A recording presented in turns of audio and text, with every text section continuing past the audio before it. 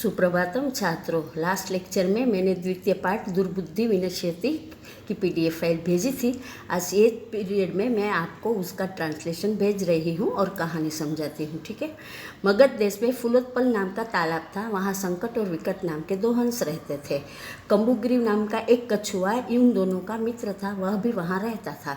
एक बार वहाँ पर मछुआरे आए, वो सबको कहने लगे, कल हम सब यहाँ मछलियाँ, कछुए और सबको मारेंगे।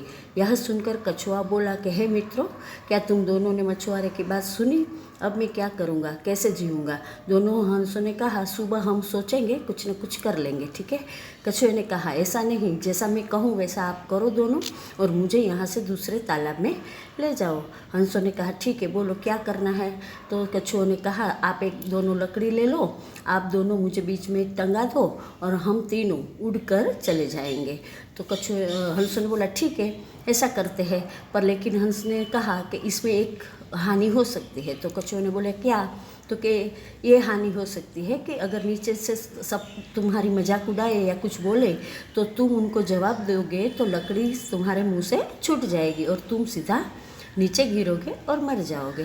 तो ये बात सुनकर कछुए को गुस्सा आ गया कि मैं ऐसा मूर्ख थोड़ी हूँ कि मुझे मृत्यु प्राप्त होगी, मुझे तो वहाँ दूसरे तालाब में रहना है।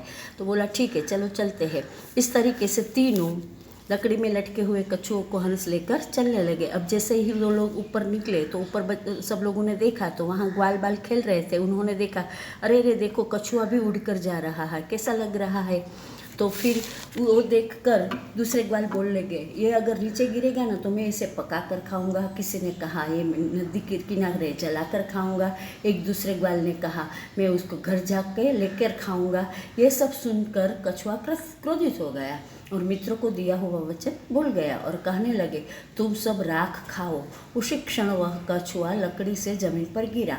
ग्वाल बालों ने उसको मार दिया। इसलिए कहा गया है कि हमारे मित्र जो हमारा भला चाहते हैं, जो अच्छे होते हैं, वो हमको कुछ समझाए तो उनकी बात कभी टालनी नहीं चाहिए। उसकी बात हमेशा जीवन में उतारनी चाहिए, जिससे हमें फ़ायदा होता है। कछुआ अपने मित्रों की बात भूल गया और वो लकड़ी से गिरकर मर गया।